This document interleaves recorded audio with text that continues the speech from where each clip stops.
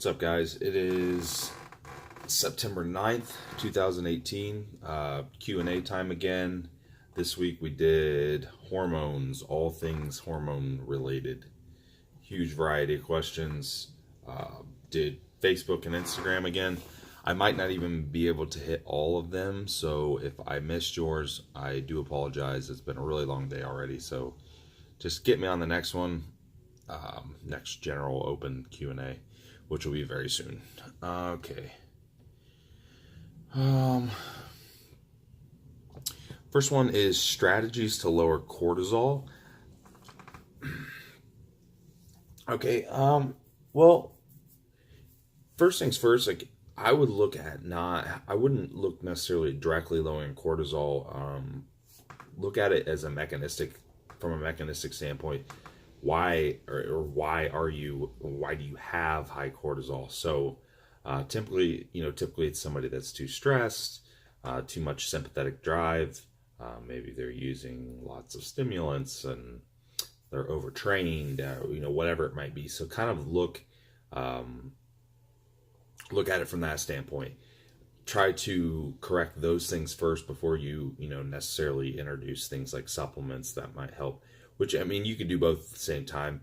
Supplementation-wise, general adaptogenic herbs like KSM 66, rhodiola. There's quite a few. Phosphatidylserine, if I'm pronouncing that right. There's really several, and any of those are probably going to be okay. Although I wouldn't go and add in a ton of herbs and a ton of supplements. Maybe add in a couple things. I like the ashwagandha root and probably the phosphatidylserine, at least initially, and then go from there. Once you've fixed all the other ones, there's a lot of things to consider too in terms of like nutrient deficiencies that can impact adrenal function, whether it's hypoadrenal function.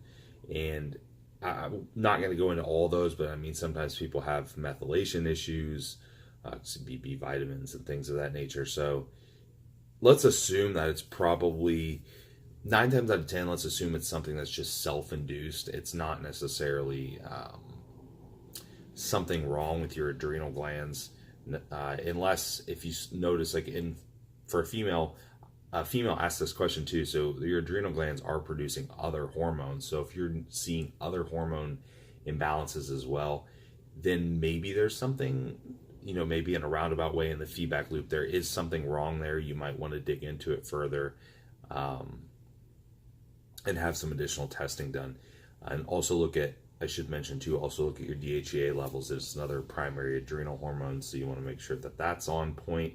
But as far as just lifestyle stuff, you just don't want to have too much sympathetic nervous system activation. You want to make sure that outside of weight training, you're pretty calm and collected, and try to manage stress the best you can.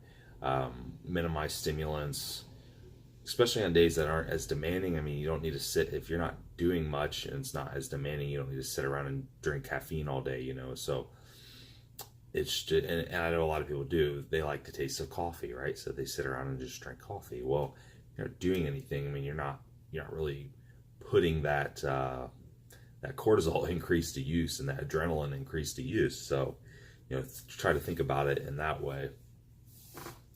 Lots of little things you can do: soft belly breathing, meditation, improve your sleep environment will help tremendously with your sleep-wake cycle in terms of the actual adrenal function throughout the day, peaks and valleys, and how it's supposed to be. It is supposed to be higher at certain times and lower at certain times. So this person mentioned that they did have a 24-hour urine cortisol. So I know I'm going really far into this, but with that, I am not sure if it's a 24-hour total collection, which in that you basically pee into a jug several times during the day, and it gives you an average. That's essentially what it does. Or if you're doing something like a Dutch test or like the life extension version, that will actually show you your cortisol patterns. So it'll show you your cortisol at different points during the day, which is really what you want to see if maybe I'm only actually high cortisol at, 2 points out of the 4 a day, or my pattern's off. Some people get a flip-flop pattern. Maybe they're shift workers, or they have just a poor sleep habits. They go to bed too late, or they work out really late at night or whatever, and they have really high cortisol at night instead of in the morning when they're supposed to. So you can look at the patterns and stuff there. And normally those people, you'll be symptomatic of things at certain times, and you can pinpoint it that way. But yeah, minimize sympathetic drive. Mention some supplements. Another good one you could throw in there's CBD oil, works really well to activate the parasympathetic nervous system. Make sure inflammation is under control. That is a systemic stressor and can cause issues. Pretty much it can exacerbate pretty much any issue. So yeah, I just babbled a bunch of stuff. So there you go. Do women face potential damage to their hormonal feedback access like men do recovering from a cycle? Or is recovery always likely to take place given sufficient time? During recovery, what is suppressed? There is... Women are going to have the same primary sex hormones, testosterone, estrogen, progesterone, so on and so forth. They primarily going to produce them through the ovaries, or depending on the age too, it does shift a little bit as they get older, as ovaries don't function as well. Adrenal glands produce hormones a little bit more heavily, but you're going to produce them in, one of those tissues, pituitary gland, all that stuff. So, that women obviously don't have testes, so they don't produce them there. And inherently, women have lower hormones, lower testosterone at least, usually higher progesterone and estrogen. So yes, there is suppression. Typically I find that women, just anecdotally, if you were to talk to them and look at it psychologically, is they notice a little bit less in terms of having to recover. And I think that's simply because they had lower base testosterone to begin with. You know what I mean? So it's not like if their testosterone is suppressed from they are baseline that is 40 total tests, and you person asking this from the UK too, so you're using different units. It's going to be a lot lower than that, but I'm giving examples. So 40 and they suppress and they're 10, probably not even really going to feel it much. They're probably, usually what happens, they're going to get more of a more like psychological side effects simply from progesterone, estrogen being off. So yeah, hormones can get suppressed. It's going to partially depend on what they're taking, how much suppression there is. But yeah, estrogen and both estrogen and testosterone can be affected. And does recovery take place given the time? Yes. Yeah, it does. But I will say that I have seen both anecdotally and through just lab work that through not enough time in between and not enough and just maybe too frequent or too many cycles, that you basically end up in a premenopausal state or a menopausal state where hormones are suppressed. Think of menopause where hormones are suppressed, sex hormones are pretty much suppressed and maybe down to nothing depending on the person. And some girls will actually end up in that state from abusing anabolics essentially. So yeah, it could happen if they don't take adequate time in between cycles. And I think that in that case, it is important to check your hormones just like a male would to see what the recovery is. A lot of males do a blast and cruise, and they stay on a base dose of testosterone, which women might not necessarily be doing that. But then again, yeah, women can be suppressed just like men. It happens. It even happens in like contest prep or harsh fat loss cycles. Like, you think we talk about hormones being messed up and guys going hypogonadal, and women end up with low testosterone too. It happens. And sometimes they don't bounce back. And there's actually, I think the next question is about that, or one of the questions was about that. Yeah, so I'll go into that more in terms of suppressed hormones in women. But yeah, adequate time. Adequate time is really the main thing. Adequate time, and then making sure you're recovering between cycles. Good rule of thumb, obviously if you check and your baseline hormones and you recover and you do another one and you recover less, you do another one and you recover less. If you're recovering less and less each time, then it might not be adequate time between cycles, or it might be just too suppressive. Maybe you're using too much, or you're just getting older. So yeah, it's definitely an issue with women just like men, maybe just on a little bit smaller scale, because the reference ranges are so much smaller to begin with in terms of like testosterone. So Trestolone only cycle and its use as HRT instead of testosterone. I'm not sure if this is like a hypothetical. It's not really a specific question. My opinion, I guess. I mean, yeah, it could be used. It could be used by itself, sure. Trestolone, or MENT, as they call it. I believe that's the abbreviation they use. Yeah, I mean, it could be. Some potential downsides: it does aromatize very heavily. Some people do fine with that. Some others don't. Some people that handle the aromatization well or handle estrogen well will actually get a lot of benefit from the additional estrogen in terms of just that fluid, giving them more leverage and stronger in the gym. And a lot of people report getting just like really strong off of it, and yeah, strength. But that doesn't, whether that correlates into a lot of growth, it's I'm not really sure. Like if it's milligram per milligram, it's a better muscle builder per se. But yeah, I mean, it could be, assuming your A to E ratios controlled. I mean, that's probably just going to be the main issue with people running it by itself, is just the lack of control of the androgen estrogen ratio. So somebody might have to add something else in there, like Masteron or something, and just to balance it. But yeah, I mean, it could, and I know people have done it. So as HRT, no, I wouldn't. I mean, I've had this discussion with people about using these other compounds and stuff for testosterone or for hormone replacement, and there's really just not enough research and not enough there's not enough long-term research, and it's not bioidentical to what we're producing, which is testosterone. There's a reason we have testosterone replacements, because that's what our body has. We know how to handle it.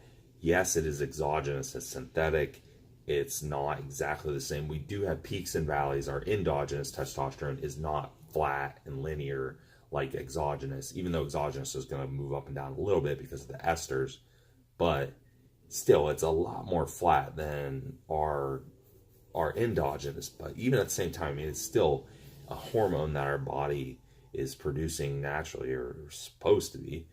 And throwing all these exotic hormones and stuff in there is just not really, we just don't know for sure how that's going to affect us long term. Not to mention why. I don't understand. People, people are putting their testosterone in range, and then they start seeing how much they can dabble with these other things while keeping their health markers in range. Well, that's fine, but we're really only looking at, all you're really seeing is like your lipids and your CBC and your CMP and stuff in your lab work. And it's like, that doesn't really paint the whole picture. That doesn't necessarily mean that everything's okay. It's like, we can't see everything that's going on. So I just don't really like the idea of it, and that's why. My natural IGF levels are below normal. What's a good number that won't impact health too much, and how much would you feel comfortable as an upper limit, and how long to stay there before dropping down? Okay, that's like 3 questions. So good number. Well, first off, IGF levels do vary with age.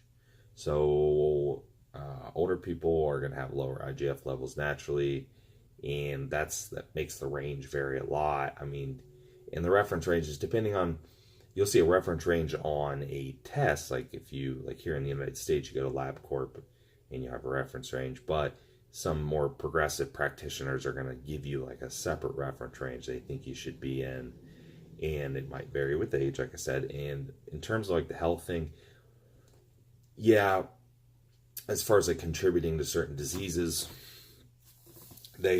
most of those practitioners are going to give you a lower range. Like I've seen a lot of them, I've seen like 200 and below.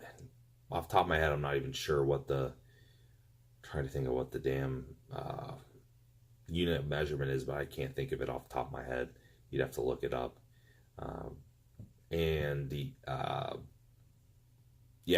but the reference range on the actual lab is above it. It is above that. So if you're just based off that, you could go higher than that. And how high can you go? Well, I mean, you can artificially get your IGF levels really high if you're talking about things like certain combinations of growth hormone and different insulin analogs and stuff together, and in different combinations. I mean, you can get it way up there. Now, is that bad or good? Well, ask yourself, you can ask yourself this, like if you can visually see what it does to somebody in long term, in a constant state of super physiological IGF, it does age them. It does make their appearance different. You know what I mean? It makes them look old. I mean, it makes them look older, really. So, that in and of itself is going to does tell you it does contribute to the aging process, and we know that it does in more ways than just cosmetically on the outside. So, how long? I mean, it's hard to say because there's really not like research out there that says, oh, so-and-so had their IGF levels at 1,000 for 5 years straight and they didn't die. I mean, we just don't have that because no one wants to do that. No one, in a lab, they don't want to replicate that. It would be stupid. So I don't know because it's hard, it's really hard to say. So you could also look at periods. It's really similar to looking at periods of like caloric deficit and caloric surplus. You don't always want your body to be in an anabolic, quote unquote anabolic state. It is good to be catabolic at times. It's not catabolic like you're necessarily losing muscle tissue, but catabolic like you're fasted, or you're not in a caloric surplus, or you're losing body fat.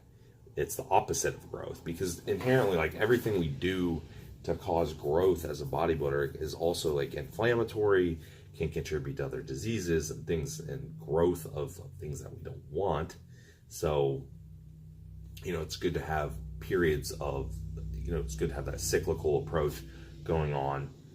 Don't be fat all the time. Don't be constantly in a surplus all the time. Don't be, it's good to have both. So that person with wanting to have extremely high IGF levels for the obvious body comp benefits, they could bring them down during those deficit phases as a precautionary thing for their health. So remove the supplementation of things that are in play. That's about the best we can get because we just don't have data on that, really, on that particular question. And for someone on TRT, is it normal to have very low LH and FSH levels? Recommendations to improve them.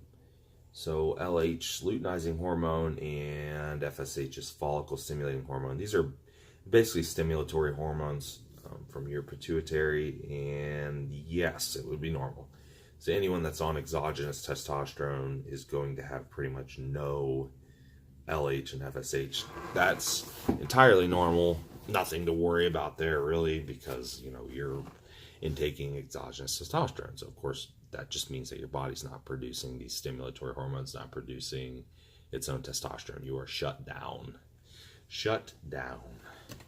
And, yeah, it's not really, that's normal. So, if recommendations to improve it, it's not really anything to worry about unless it's like a fertility thing and you're worried about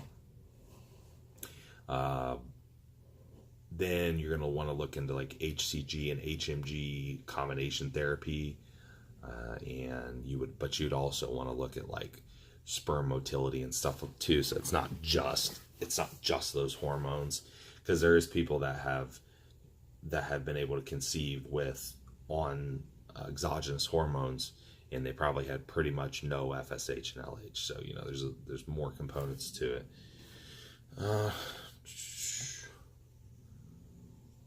We're at 20 minutes. I knew this would be a long one. Okay. Oh, this one looks long. Okay. HRT Clinic says they'll optimize any hormone that is optimizable. It's a mouthful. If you are at baseline with sex hormones, what would be some optimal levels to aim for? So for reference, they said estrogen 44, testosterone 0, progesterone 29. This is a female. And if GH is tested for, what would be an optimal level for health and, of course, bodybuilding? Okay, so first, the big two here was testosterone 0. That's shitty. But estrogen and progesterone. So the tricky part about this is they are very cyclical in a female.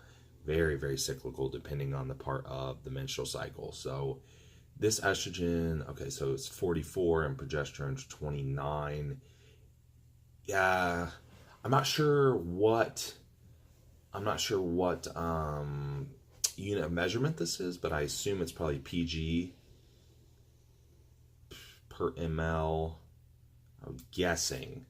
And for that, you're going to have follicular phase, ovulatory phase. I believe the next is the luteal, and then the menstruation and post-menstruation, and then it starts over, and it's going to raise like towards, it's basically going to get higher towards the ovulatory phase, and it'll start raising up close to then, and then post-menstruation it'll fall, and it'll repeat the cycle. Oh man, I'm trying to think off the top of my head, because the ranges are massive. I'm like talking like hundreds of points difference in the ranges. That's why it's tricky to say, yeah, this is what you need to be. But I know that, I know, for example, like around ovulation, you might be 100, 200, 300, 400. It gets in the hundreds, and it can drop all the way down close to 0 post menstruation. But really, most people really aren't at 0 that often, and when they are, it's a very short period of time, and then it starts raising back up. So same with progesterone. It is going to change during different phases, and if I were looking into hormone replacement to replace all these, you might consider something cyclical. Like, you're not necessarily taking the same dose all the time. Depends on if you're trying to replicate, if they're wanting to replicate the actual menstrual cycle. You can do different doses at certain times, or not dose anything at times and then dose at other times. They do that with progesterone, for example, is a common one. You'll have just progesterone during pre-menstruation to help with ovulation, and none for the rest of the month. And that's could be done with orally or with creams, even over-the-counter creams and stuff help. But yeah, they're going to give you, they might give you an oral, or they might give you a cream. I'm not sure. I've seen both, and I've even seen a triple combination that has testosterone, progesterone, and estrogen all together. I have no idea what the name of the actual medication was. I had a client that was using it. She felt really good on it. It's static though, you know what I mean? So it's a static dose, it's constant. And that's what you have to talk to them about, whether they want to make it cyclical or they want to make it static. And with testosterone, you mentioned 0, because I didn't touch on that. Yeah, testosterone for a woman varies a ton. A lot of girls I see in the 10 to 50 range for total tests, like right around in that area. I do see some higher. I do see some that have some of that like hyperandrogenism kind of bordering that. They're like close to 100. You're starting to get above that. You might have side effects like, they're having like additional hair growth and problems with their other sex hormones, potentially like some other side effects that you don't want. So again, you're wanting to optimize it and get it in the highest range you can without those side effects. But yeah, it's really hard to answer in terms of like, hey, this is exactly what it should be, because again, they are so cyclical.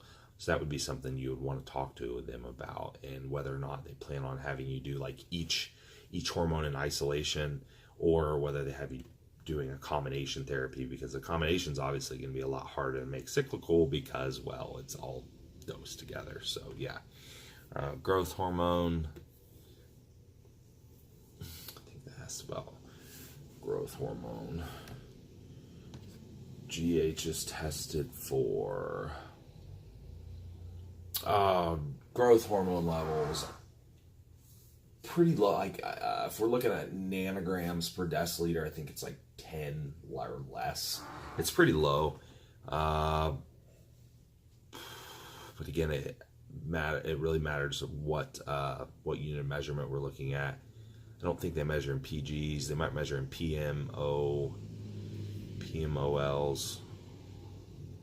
I believe, which is going to be, in that case, it's going to be like a few hundred, 400, maybe a little bit more. Maybe not a little bit more, around in that range to optimize it. So yeah, you'd want to look at the actual unit of measurement. And you could probably, I'm sure you can just pull up those ranges online and you can find them. And the range is going to be pretty standard in terms of like, women need this. As an adult woman, you're not a child or an adolescent where it's going to have higher growth hormone levels. Adult women, then you're 25 to 35, get your range and try to get close to the top.